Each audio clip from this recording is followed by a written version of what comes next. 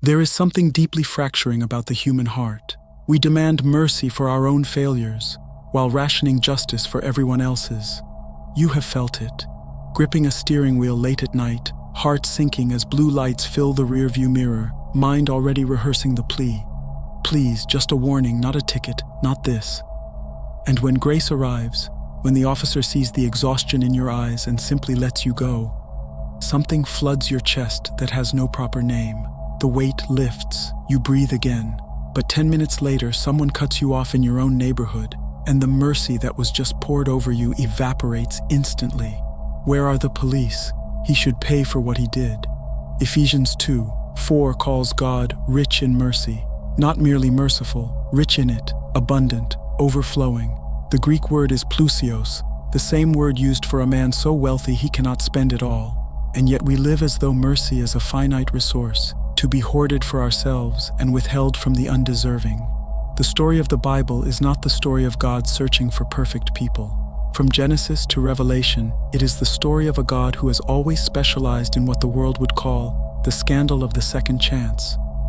What does it mean that the God of the universe runs toward what everyone else runs from? That is the question that will reframe everything you thought you understood about grace. To understand how deep this river runs, we must return to the Old Testament. Because a lie has been passed down through generations of comfortable theology, that the God of Moses was an angry judge, and that Jesus arrived in the New Testament to finally calm him down. That is not what the text says. Look at King David, not David the shepherd boy with the sling, David the king, the man who had everything the ancient world could offer: power, wealth, armies, the very favor of heaven. And from the rooftop of his palace he saw another man's wife, took her for himself, and when she became pregnant, arranged the cold-blooded murder of her husband Uriah, the loyal soldier who had done nothing but serve him faithfully. For an entire year, David wore the royal robes. He went to the tabernacle. He smiled. He performed. Just as some of us perform on Sunday mornings while Friday nights still echo in the back of our conscience. What the Hebrew reveals here is the word chest, the loving kindness David invokes when Nathan the prophet finally confronts him. He does not appeal to his resume. He does not say, "Look at Goliath. Look at the offerings I gave you." When you are truly broken, your resume cannot save you. He falls to his knees and cries out in Psalm 51:1, "Have mercy upon me, O God, according to thy loving kindness. According unto the multitude of thy tender mercies, blot out my transgressions." And the response of heaven, recorded in 2 Samuel 12:13, is simply this: "The Lord also hath put away thy sin, thou shalt not die." That is mercy, the distance between what you deserved and what you actually received. But the prophets kept proclaiming this same God. When Israel drifted, when they chased idols and broke the covenant, Micah did not paint the portrait of a God eager to destroy. He declared in Micah 7:18, "Who is a God like unto thee, that pardoneth iniquity, because he delighteth in mercy." He delights in it, not tolerates, not grudgingly grants, delights, as if broken things are the very material he loves most to work with. There is a moment every person reaches when the weight of their own failure becomes unbearable. The pigpen moment. When the distance between who you are and who you were meant to be is so vast, you begin rehearsing what you will say when you finally crawl home.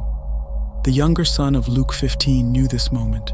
He had taken his inheritance, which in the ancient Near East was the cultural equivalent of saying to his father, "I wish you were dead," and spent every coin of it. He hit the absolute floor of human degradation, hungry, broken, covered in filth, reduced to feeding pigs in a Gentile country. And he prepared a speech. "I am no longer worthy to be called your son. Make me a servant." He rehearsed it on the long walk home. But Luke 15:20 gives us the heart of the entire gospel in a single sentence. "But when he was yet a great way off, his father saw him, and had compassion, and ran, and fell on his neck, and kissed him." In the ancient Near East, wealthy men did not run. It was considered undignified, a public humiliation. To run, the father had to lift his robes and expose his legs to the shame of the entire village watching from their doorways. And he did it deliberately, because there was a cultural ceremony called the kazaza. When a Jewish son squandered his inheritance among Gentiles and returned, the village could break a clay pot at his feet and declare, "You are cut off forever from your people." The father ran to reach his son before the village could cancel him. He intercepted judgment with his own body. with his own embrace. And before the rehearsed speech could even be finished, the Father interrupted it, with a robe, a ring, a feast. For this my son was dead and is alive again. That is the cross. Jesus lifting his robes, exposing himself to the shame of the world, running toward what every religious institution said was too far gone, and absorbing the full weight of the kazaza so that it would never be spoken over your name. What does this mean for the way you live today? Mercy is not a concept. It is not a theological category you file away and revisit on Sundays. It is a lifestyle, and it will cost you something. James 2:13 declares, "Mercy rejoiceth against judgment." The Greek word katakauchaomai means mercy boasts over judgment, not merely survives it, not endures it, mercy triumphs over it. Who is the person in your life for whom you have been slowly preparing a kezaza pot? The ex-spouse who shattered your trust and never apologized? The child who left home and hasn't called in 3 years? The colleague who took everything you built and put their name on it? Our instinct is to hold that pot above our heads and simply wait for the moment we can break it at their feet. You are cut off. You owe me. You are nothing more than what you did to me. But every time you hold that bitterness, you are not building a prison for them. You are building it for yourself. You cannot breathe the clean air of God's mercy while spending your days choking someone else with your resentment. The cell you construct for them is the cell you inhabit. The Father did not run toward his Son because the Son had earned it. He ran because the Father's nature could not be contained by the Son's failure. Mercy has no weight without the honest acknowledgement of what you actually deserve. The prodigal's embrace was so devastating precisely because he knew he belonged in the pig pen. The relief of grace is always proportional to the depth of the guilt it covers. Some of you have been running for years, wearing the performance, playing the religious game flawlessly on the outside while something inside you is quietly drowning. You carry secrets you have never spoken aloud to another living soul, shame that has calcified into identity. And somewhere in the quiet hours, a voice whispers, "Too far, too much, too long." Hear what Proverbs 28:13 says, "He that covereth his sins shall not prosper, but whoso confesseth and forsaketh them shall have mercy." Notice the architecture of that verse, not one movement. 2. First, the confession, speaking the truth out loud before a God who already knows it and choosing not to hide behind the performance anymore. Then the forsaking, turning your back on the direction the cliff was in. That is repentance.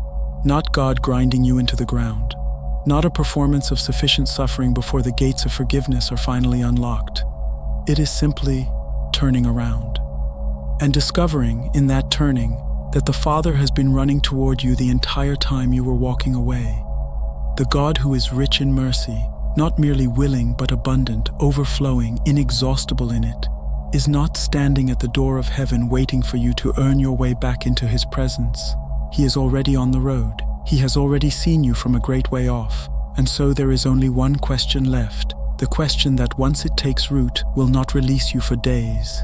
If the Father ran toward you when you were still far away, still rehearsing your apology, still covered in the evidence of everything you had done, what is still keeping you from running toward the one you have not yet forgiven?